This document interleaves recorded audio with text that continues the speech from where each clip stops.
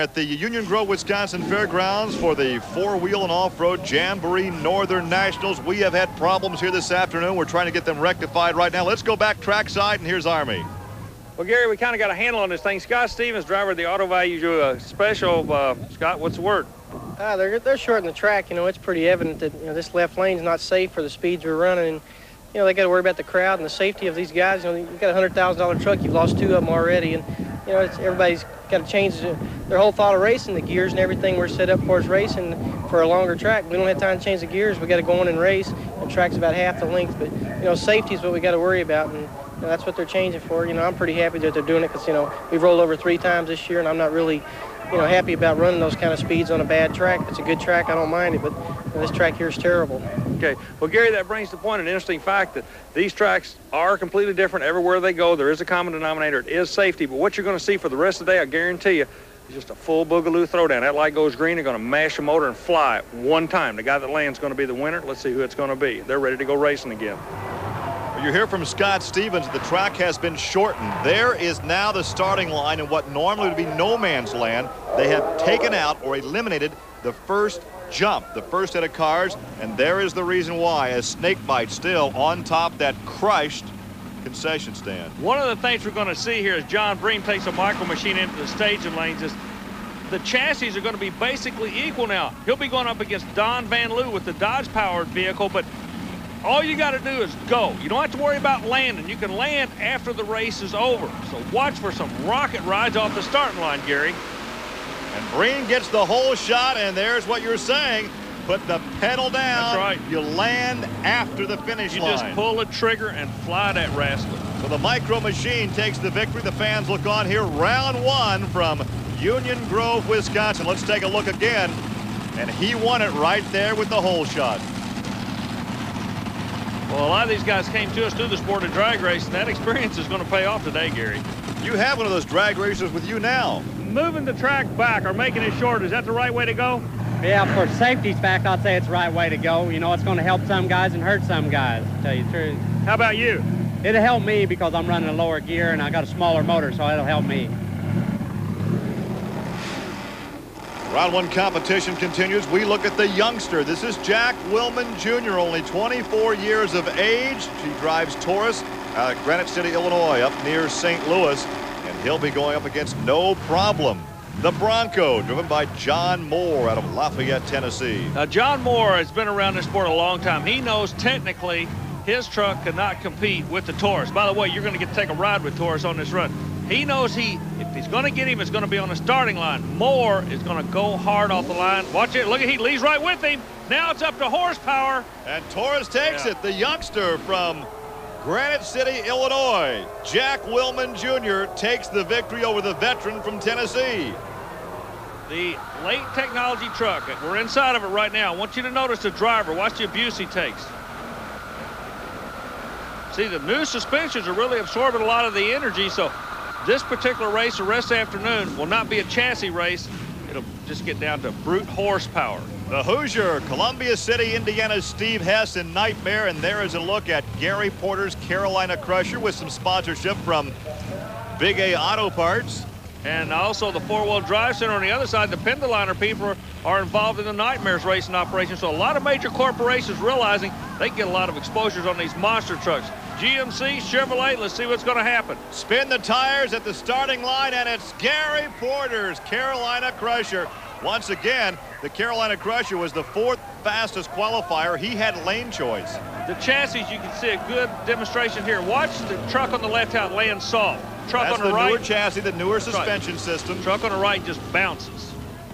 And here's a look at Mike Botters out of Hagerstown, Maryland in the Black Stallion Ford. He'll go up against the Chevrolet of the former drag racer Wayne Smozanik from Jupiter, Florida, Tropical Thunder. Well, this new kid in a black Ford is trying to come into this league, make a name for himself, ever runs a pressure run. Meanwhile, we talked earlier about the track being to the liking of a drag racer. That would have to give the odds-on favorite to the Tropical Thunder truck. See what happens. And it was Smozanik by what, 18 inches maybe? Tell you, thousands of seconds is the way they measure this thing. No matter how you measure it, he's coming back in the next round of elimination. Black Stallion will have to wait for another day, Gary. There's a Chevrolet fan right there. He voices his approval as Smozanik in the Chevrolet will advance.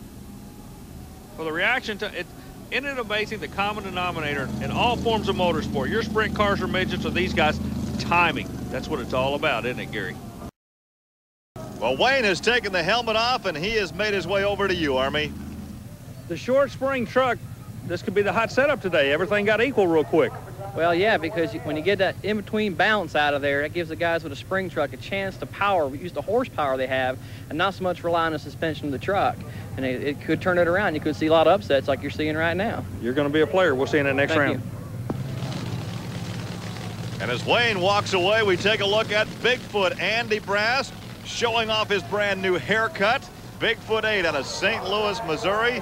He is the second fastest qualifier. There is a look at Scott Stevens out of Texas in the Auto Value King Crunch Chevrolet.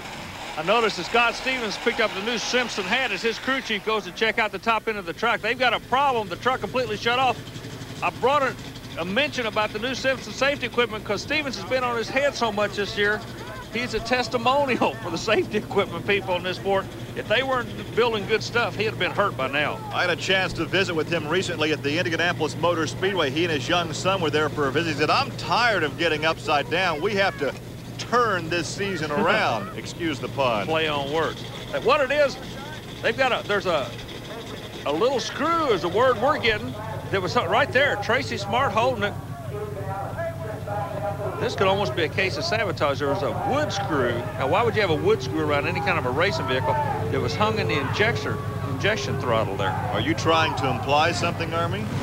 I'll say this, that there's no reason in the world a wood screw should ever be around any kind of racing vehicle like this. Well, apparently the problem has been resolved. And this will be the final shootout in round one. Whoa! What a great hole shot for but look at the horsepower of the big Ford as Bigfoot outpowers King Crunch for the victory. He literally had to catch him in the air. Yeah, but they're okay. They didn't tear the truck up. They entered on all fours. So psychologically, King Crunch and Scott Stevens will come out a winner. But Andy Brass literally flies to the wind, passes him in midair, Gary. That will conclude round one competition here in Wisconsin. We take a look at the pairings for round two. Barefoot, a winner, will go up against Micro Machine. Then the winner goes on to the semifinal. Also in round two, the young Jack Willman Jr. in Taurus against Gary Porter's Carolina Crusher. And in the second bracket, we have the Tropical Thunder against Bigfoot 8. He was the winner over King Crunch. As now we take a look at the Micro Machine to your right and Barefoot to the fast qualifier here this afternoon. You know, Fred Schaefer is kind of, if there's such thing as an outlaw monster truck driver, it's Fred. He just likes to race. He doesn't care what sanctioned body, what circuit. He just wants to line up next to anybody and race them. And as a rule, this is what he does. He beats them. He's going to be the guy to beat today, Gary Lee. Mark my word. Well, he was the fast qualifier, and look at this hole shot. I mean, he has the victory right there. Yeah, the front end's up off the ground. That's a 12,000-pound truck, and he's pulling a wheelie at the 50-foot mark. Well, there is the youngster from Granite City, Illinois, near St. Louis. Now we look at the man from Carolina, the Carolina Crusher. There is Jack Willman Jr., only 24 years of age, and Gary Porter. And Gary says you don't need to announce my age, so we won't. Whoa, oh, Gary was asleep at the throttle. Whoa. Gary Porter simply was asleep. The light turned green, and Jack Willman was away. Yeah, but Gary, you got to remember, they leave off an electrical starting system. He could have Gary, I believe he did. He red lighted on the start of that race. There's official. He jumped the gun. You got to cut the tree to get a win, but the tree fell on him when he cut it that time. Well, there's the frustration showing in father and son. Jack Willman Jr. and Sr. as Jr. walks away, and now we look at the pairing between Ford and Chevrolet. Bigfoot, Andy Brass out of St. Louis, Missouri. That is Bigfoot 8, the two-frame truck. And there is Tropical Thunder, Wayne Smozanik from Jupiter, Florida. New style in the far lane, old truck in the near lane. New truck wins it. Simple as that. That's short and sweet. Andy Brass, the second fastest qualifier here in Wisconsin this afternoon, takes the victory. He'll move on to the semis. We look again as the Ford outpowers the Chevrolet. Well, the action will continue from Union Grove, Wisconsin on Trucks and Tractor Power. Stay with us. More coming up next.